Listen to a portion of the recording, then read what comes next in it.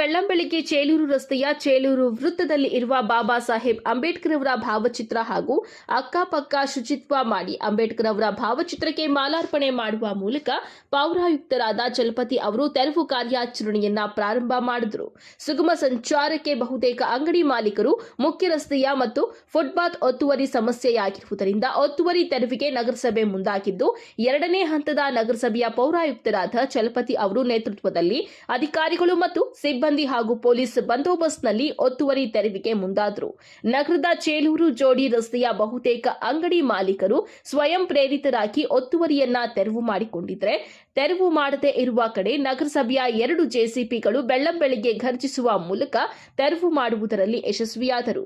ಚೇಳೂರು ರಸ್ತೆಯಿಂದ ಪ್ರತಿನಿತ್ಯ ವಾಹನಗಳು ರಾಜ್ಯದ ಹಿಂದೂ ಮುಸ್ಲಿಮರ ಭಾವೈಕ್ಯತೆಯ ಕೇಂದ್ರ ಹಾಗೂ ಪುಣ್ಯಕ್ಷೇತ್ರಗಳಾಗಿರುವ ಮುರುಗಮಲ್ಲ ಸೇರಿದಂತೆ ವಿವಿಧ ಕಡೆ ಹೋಗಲು ತೊಂದರೆಯಾಗುತ್ತಿರುವುದಲ್ಲದೆ, ಅಂಗಡಿ ಮಾಲೀಕರು ಫುಟ್ಪಾತ್ ಮೇಲೆ ತಗಡಿನ ಶೀಟ್ಗಳು, ಕಾರ್ಪೆಂಟರ್ ಅಂಗಡಿಗಳ ಸಾಮಗ್ರಿಗಳನ್ನು ಫುಟ್ಪಾತ್ ಮೇಲೆ ಇಟ್ಟುಕೊಂಡು ವ್ಯಾಪಾರ ಮಾಡುತ್ತಿರುವ ಕಾರಣ ಪಾದಚಾರಿಗಳಿಗೆ ಹಾಗೂ ವಾಹನ ಸವಾರರಿಗೆ ತೊಂದರೆಯಾಗುತ್ತಿದ್ದು, ಅಭಿವೃದ್ಧಿಯ ವಿಚಾರಕ್ಕಾಗಿ ಫುಟ್ಪಾತ್ ಒತ್ತುವರಿಯನ್ನ ತೆರವುಗೊಳಿಸಲಾಯಿತು. ವರದಿ ಅಸ್ಲಾಂ, ನಂದಿ ಟಿವಿ, ಚಿಂತಾಮಣಿ.